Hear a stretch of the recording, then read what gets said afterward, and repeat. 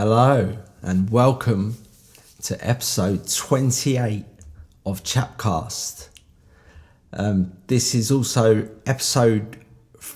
part 3 of the Chapman Bertelli studio sessions.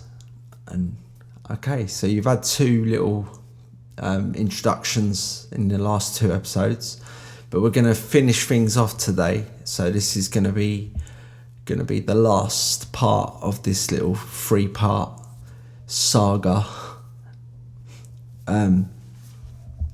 Okay, so where are we? All right, so we've been talking about me and Michele, who was an Italian fella that I met through looking for band members for the band The Kites that I tried to put together with a couple of others that didn't really ever happen. We was just rehearsing and having a laugh. But yeah, me and Michele sort of like become what I thought was pretty good friends, you know what I mean? Like, and yeah, we was doing good music together in my home studio. Thought it was all going top, and well, things come to an end, don't they? So we basically originally had the idea of starting a band. I don't think Michele's confidence levels were so great, like, because we had a few rehearsals and stuff where we had a bass player, another Italian guy, actually, another nice guy. I think his name was Jacopo, if I'm saying it right. If I'm not, then I'm sorry. But it's Jacopo or Jacopo, yeah, something like that. He was a top fella as well, and like the three of us was trying to put this band together called Fly Pelican Fly, and me and Michele was also recording this album that we called The Chameleon Bag, and I once we'd like come to an end and we weren't seeing each other anymore or whatever, I decided that I would remix and remaster it with my very, very small skills on the old Logic, but I just thought that it makes it more my own if I did that. And both versions, John Chapman The Italian Job or Fly for Pelican Fly, The Chameleon Bag, are on iTunes, so get on it. So I mean, the album, The Chameleon Bag, consisted of 14 tracks, and I've already played you 12 of them in the last two episodes. If you want to go back and have a listen, there's some top tracks there. But I've still got 2 to come from that album, and I sort of tried to split the album into my tracks, into tracks that me and Michele put together from day one. Do you know what I mean? They was completely, do you know what I mean? And then I had these last 2 tracks, which were tracks that I'd written myself, but I hadn't finished them, and I just couldn't finish them. You know what I mean? I needed a bit of help, and as me and Michele were doing all this stuff together and that, I pulled them out of the hat, and so let's have a listen to these tracks first before we go on to anything else. So the first one of the 2 that I'm going to show you is a track called Sweethearts, and this is written for my kids, my beautiful kids, Francis and Alfie. I love them both so much, I wrote this little pop track for them. So let's have a listen to Sweethearts, and then we can move on. Nice one.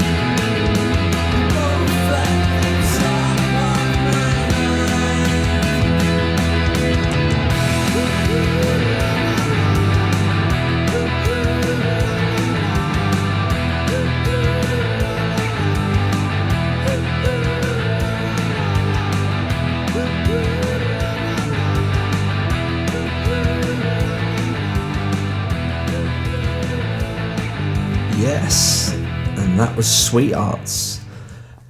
And the second tune that I needed help finishing was a tune called I've Got the Love.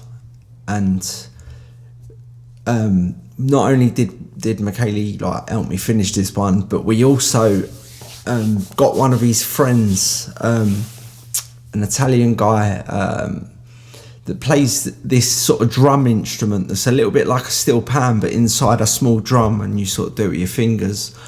And it's a beautiful instrument. Like, I think he does a lot of busking down at Covent Garden. If anybody wants to go down Covent Garden, listen to him busk. Yeah,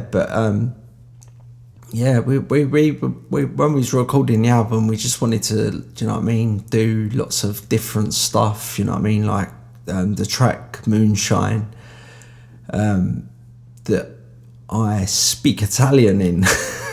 So if you wanna have a listen, and if you're Italian and I've not done it good, then tell me off. If I have done it good though, praise me. Yeah, so it's called I've Got the Love, and in the bridge is when this, oh God, I'm terrible at remembering names. I can't remember his name. I'm really sorry. Do you know what I mean? But he was a lovely fella. He was really good at this instrument. Again, I've forgotten the name of what the drum's called or whatever, but I'm sure if you listen to it, you'll know what it is. But yeah, top little instrument. Yeah, recorded it here in my home studio. Yeah, top. So I think we should play I've Got the Love, and then we've finished all the tracks from the Chameleon bag. So I've got some others for you. Yeah, so I've listened to this. I've Got the Love. Nice one.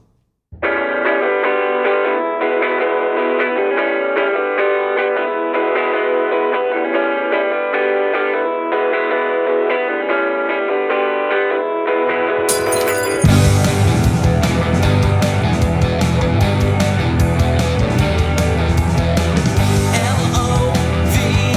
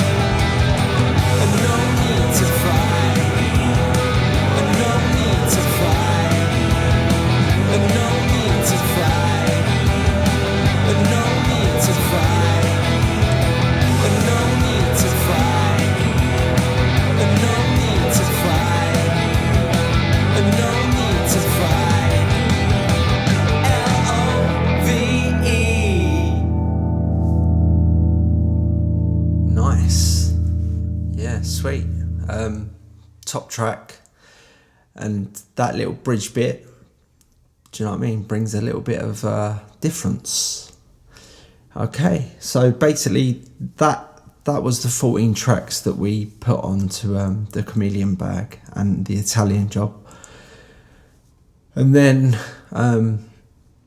we was still like mates, still meeting up, still like doing little rehearsals with your capo and getting different drummers in and just trying to get something going, you know what I mean? But it's hard when you don't get a drummer that's like having it, you know what I mean? You can't really progress. We was like recording drums through Logic and taking them to the rehearsals and playing them through the PA system and trying to, you know what I mean? But then it's like when you've got something that's like exactly to tempo, you know what I mean? It means that no mistakes, no humanism, you know what I mean?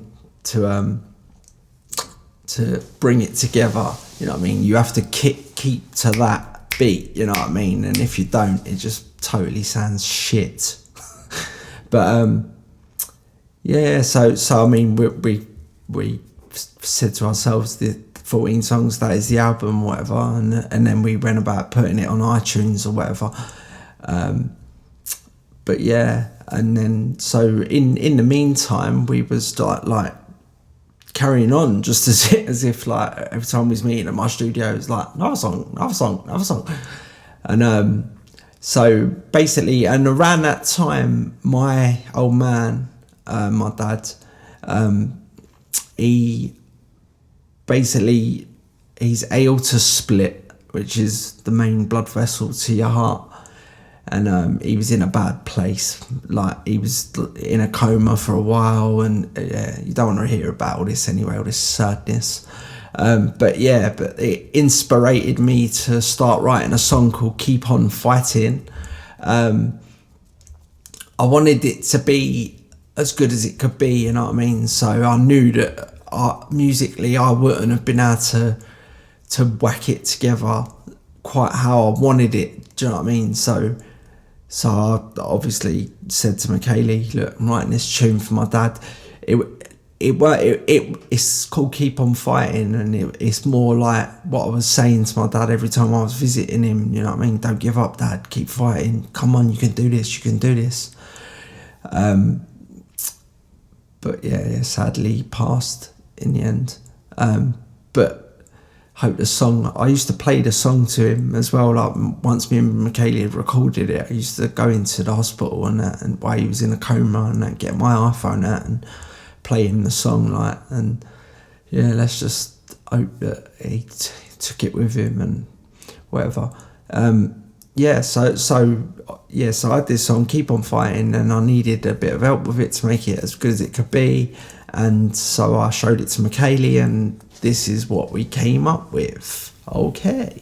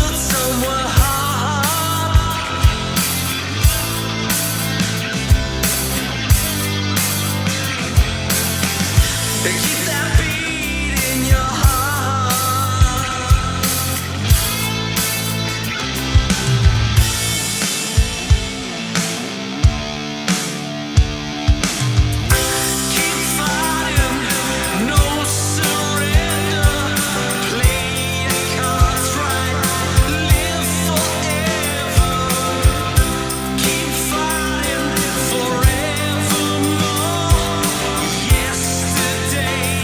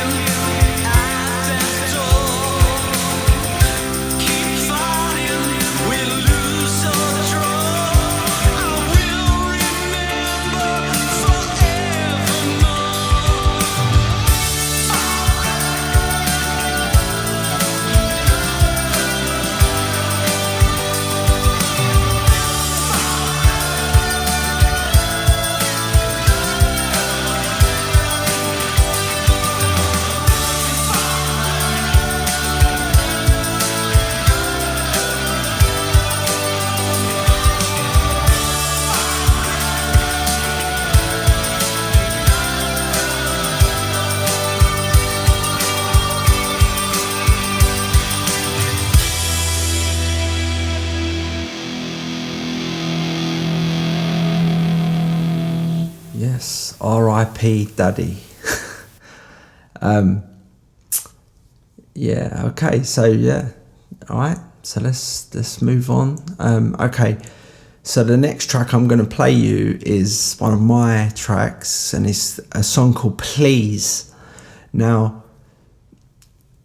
in the last few years or whatever, well, probably before COVID actually, but yeah, I always used to like pick up the Camden Journal, which is like the local paper for the area I'm from, and you'd always see that there's all these young guys that have been using knives and stabbing each other, and you know what I mean, it's just nuts, it's just mental, man. And then I've had, well, 4 years ago now, but I've had my own son, Alfie, and that is so scary. That is just so scary. Just to think about what, you know what I mean? Like, it ain't quite like the old days, you know what I mean? Because in the old days, if you had a straightener with someone, you know what I mean? It would be, you had a fight, first person to hit the floor, that's it, finished, walk away. You know what I mean? But these days, it's like you could get stabbed for anything, you know what I mean? The stupid things that, you know what I mean? I don't know, it's mental. It's just so mental. Like, I suppose in America it's guns, innit? But here it seems to be knives. And so many families are just left, I don't know.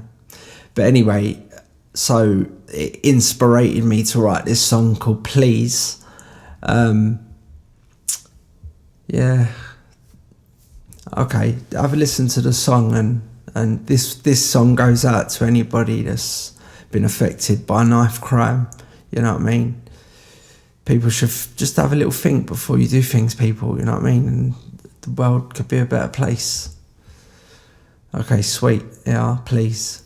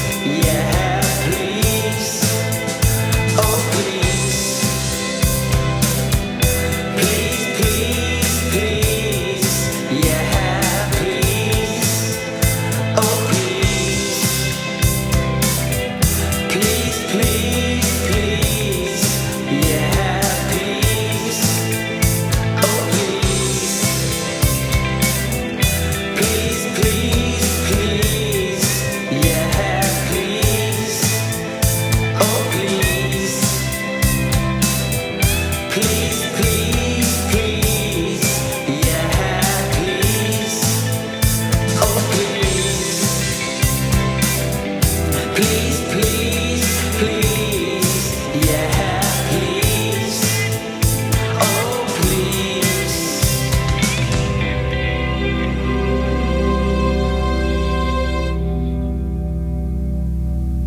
Yes, and that was Please.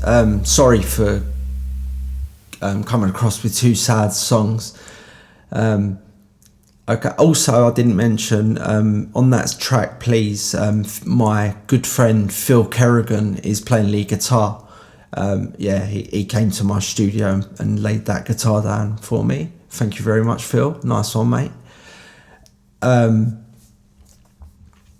Yeah, okay. So, all right. Yeah, so I sort of need to speak a little bit more about me and Michaeli, don't I, really?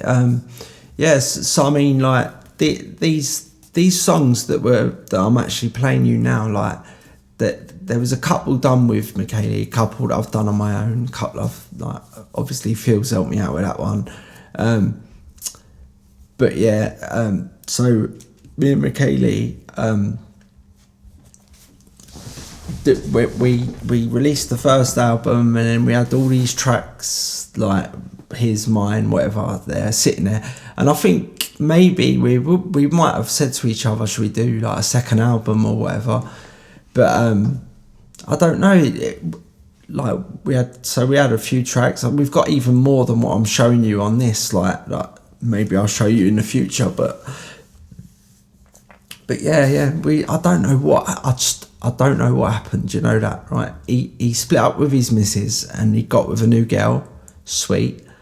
And then I just don't know. We just like because he was sort of coming round once a week. You know what I mean? And we would spend like the whole day together. You know what I mean? Just in my studio having a laugh, drinking beers. You know what I mean? Getting food. Recording songs and just having a laugh together. And then he got with his new girlfriend, and then fair enough, like, you know what I mean, you get with a new girl and you want to spend a load of time with them, which was no problem from me, you know what I mean, like, but he didn't tell me, like, there was one time that he'd organised to be here, and like, I've got a young family myself, you know what I mean? I've got a wife and 2 kids, and yeah, so like me coming down to my studio, which is not far away from where I live anyway, do you know what I mean? And just yeah, but he could have let me know that he weren't coming, and then it was like I never heard from him for a couple of months. And then out of the blue, he messaged me or called me or whatever, and he's like, oh, when do you want to meet this week for like doing music or whatever? And I was sort of in my head, I'm thinking, when do I want to meet? You know what I mean? Where was you 8 weeks ago or whatever, and where you been? Do you know what I mean? Like, at least let me know, tell me what you're doing, you know what I mean? And that's sweet. So, but yeah, that was one step beyond for me, as the old madness would say. Yeah, so I weren't interested no more, you know what I mean? I just sort of got my solo cap back on, but we'll talk about that from next month. Yeah, so that was the sort of how it sort of came about and ended, do you know what I mean? 1 minute we're meeting up once a week, and there was even a part where we was meeting up twice a week because we was doing a rehearsal as well in like K-Town, down Kentish Town. But yeah, so I don't know what to say about it, you know what I mean? Like, it just stopped meeting up and it all fell apart. So anyway, I had a load of songs, just songs that I'd done with Michaeli, songs that I'd done on my own, songs I'd done with Phil, songs I'd done with, do you know what I mean, everyone, just sitting there. So I thought, it's time to put another album together. Yeah, so basically I've got an album called Instrumental Noodling, Fast Cars and Damp Days, and it's out there now. It's on iTunes, it's on Spotify, it's on Apple Music, you know what I mean? And all these songs that I've shown you, no, except for the first 2 are on a Chameleon Bag, but everything else that I've shown you so far, and I've still got another two tracks that I'm going to show you, and yes, they are as well on this album: Instrumental Noodling, Fast Cars, and Damp Days. I was in Spain, was it? No, Malta. I was in Malta, and went to a restaurant one night, and they was doing like a quiz, like, and you had to have a name for your quiz team or whatever. So I wrote the name down for this quiz team, and it was called Instrumental Wanking, Fast Cars, and Damp Days. And we ended up winning a prize for the name of our team as well. Like, so that sort of always was in my back pocket, you know what I mean? And then I thought, yeah, I'm going to call my next album that. And then I was thinking, but I can't have wanking on it, because it's just sort of like, you know what I mean? It makes it harder to for younger people to buy it or whatever. You know what I'm saying? So I had to change that word, wanking. So noodling came into my nut, and yeah, quite fitting, I'd say. Yeah, sweet. Okay, blabbering on. Alright, so next up is a tune called Mr. Zoob. Now, this song is a song that I wrote for and about a good friend of mine, who is Taiyeb Tahiri. Now, if you listen to the lyrics, I mean, they might not mean much to you or whatever, but have a little listen. It's like a little story about Taiyeb. There's all sorts of bits and pieces in there. There's holidays that I've been on with him, parties I've been to, you know what I mean? Like, yeah, have a little listen to the lyrics. It's good, do you know what I mean? Like, it's yeah, sweet. Have a listen, Mr. Zoob.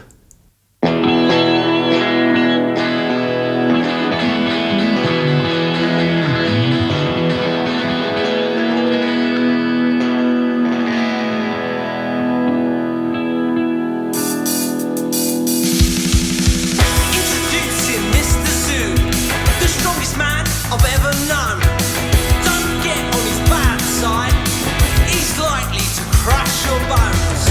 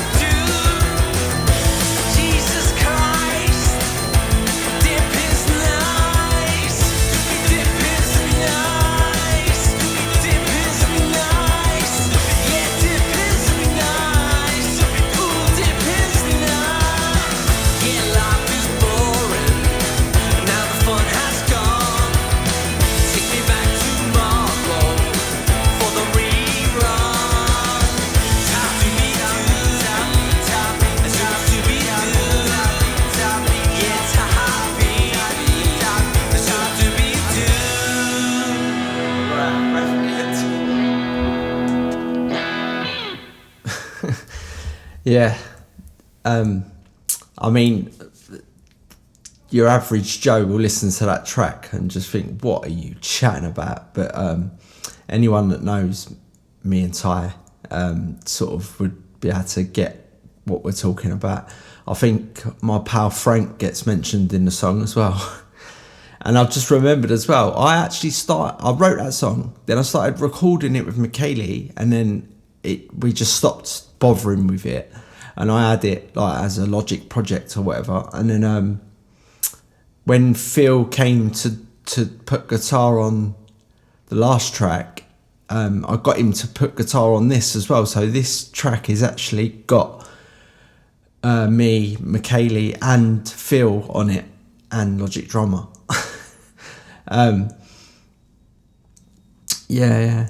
All right, so I've got another track for you, but I have actually got a CHAP Tale. So I think I'll stick that in next. And this CHAP Tale's about when I went to see Oasis play at the Milton Keynes Bowl. I ain't got a clue when it was. Somewhere in the 20s. Obviously before 2009. Okay, so have a listen to the CHAP Tale, and then we will speak. Inside there's a CHAP Tale waiting for you. CHAP Tales, don't you wanna hear some CHAP Tales? Hey, how you doing? And here's another CHAP Tale. Okay. So this little story is about a time when I went to see Oasis play. It was me, Jamie Nicholas, a fella called Ricky, and Tony Meatbone, I think, maybe even Robert Wren. But so Jamie had got hold of these backstage passes and, you know what I mean, the works to see Oasis. So I had to have one off him. So we all met up at the Taiyeb, which is now no longer there, across the road from the Forum in Kentish Town. Met there at I don't know, when the pub opened, 11, don't know, whatever. Sat outside in the garden because it was a nice hot sunny day, and we had a couple of beers. Then the old taxi turned up, like a people carrier thing, turned up to take us to Milton Keynes Bowl. So went up there, travelled up there, nice. Stopped off at a services, got some more beers from the services, which is a bit mental, getting beer on a motorway services. Obviously the driver weren't drinking none of it, but we was drinking quite a lot of it.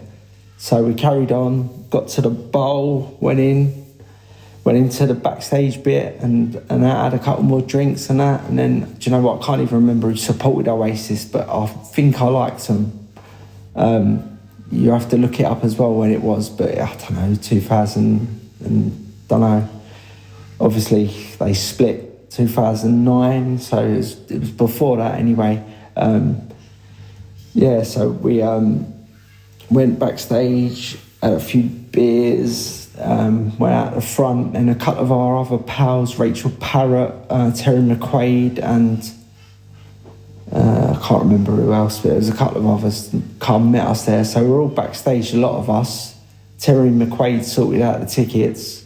We had to give him quite a bit of money for them, which weren't great, but I suppose it was worth the experience. Watched Oasis, going mental, like in the pit.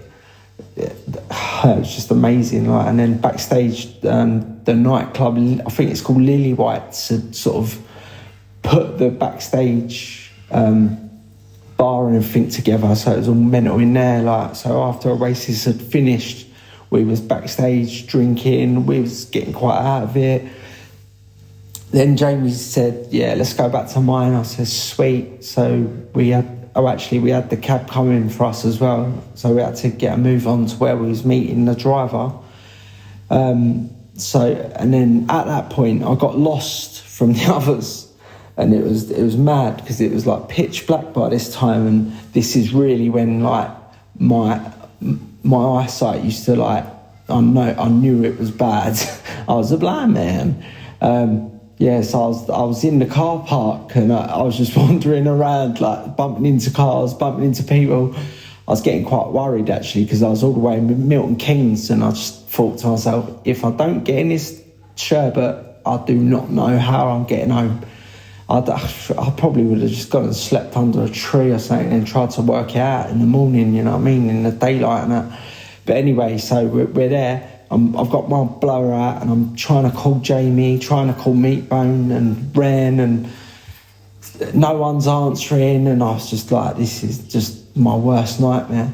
And then I rang Jamie again and he's answered. He's like, Chapman, where are you, mate? I was like, Jay, I'm in the car park and I do not know where I'm going, mate. So Jamie said, look up. There's a big lit up, I don't even know what it was, some sort of archway or something. I don't know if that was the entrance to the car park. I ain't got a clue, but I could see it. And he was like, we are standing under that. And I'm not joking, it was half a mile away, but I was just like, Jay, you got to wait for me, brother. He said, all right, hurry up, I'll get the cab to wait, because they had the cab pulled over on the motorway or an A road or something on the old hard shoulder and that.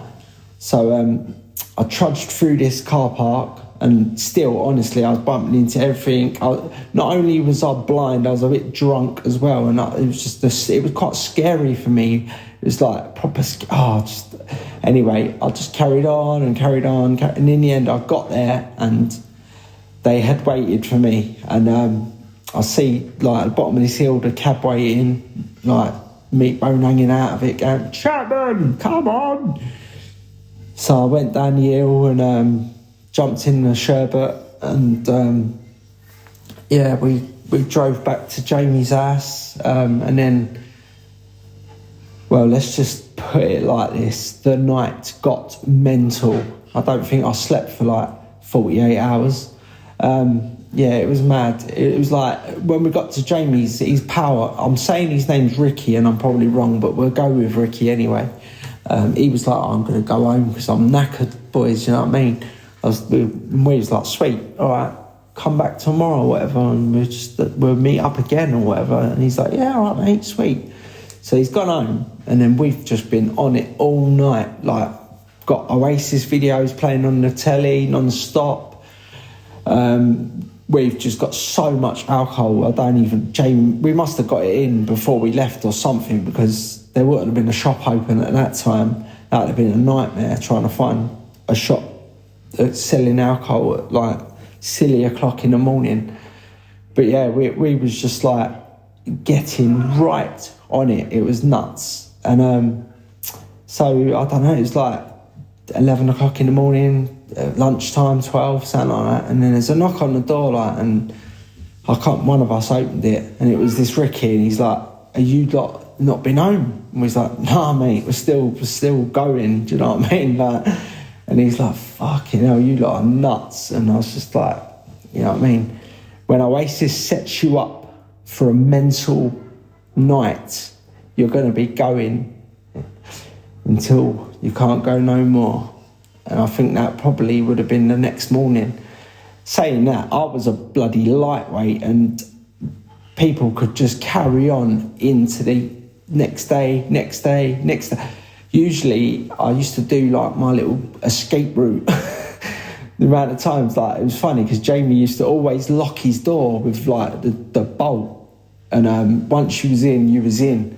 And I can remember, I don't know if it was this time, but no, it weren't this time, it was another time, but I was like, I can't go home, I'm out of it, I need to just go home to bed. Like, and Jamie wouldn't give keys out to no one. That was it. Once you was in.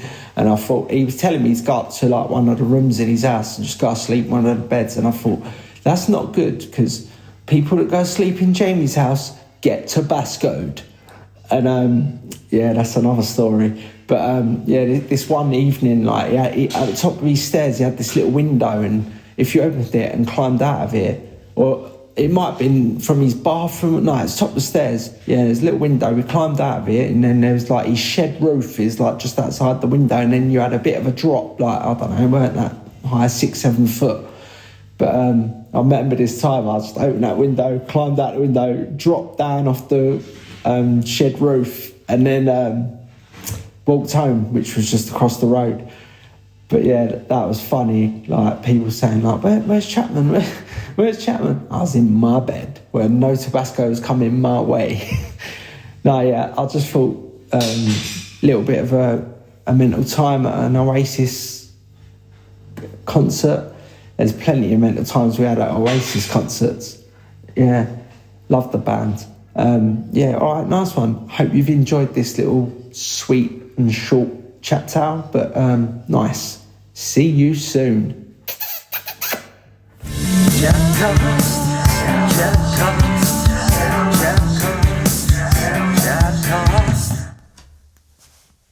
Yes, and that was a story about one of the Oasis gigs we went to.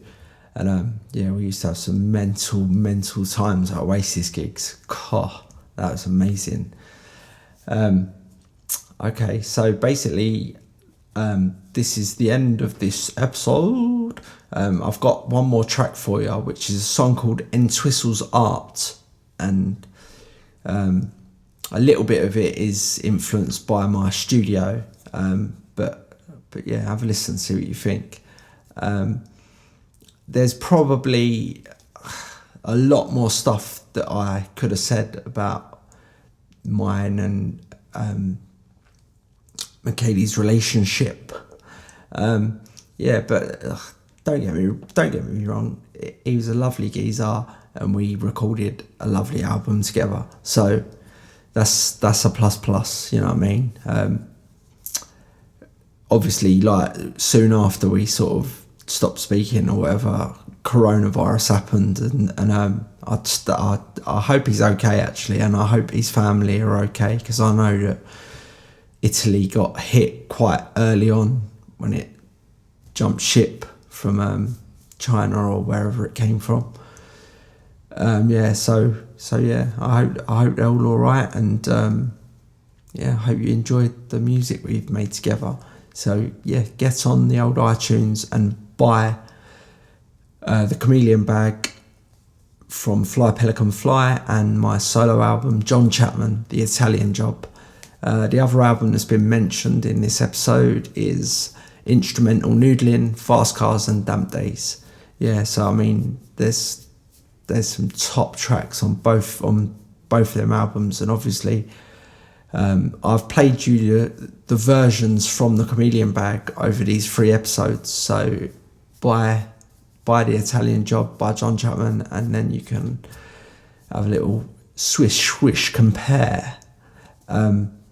Yeah, cheers, thanks for listening, and I will be back next month when I think I'm going back into solo mode.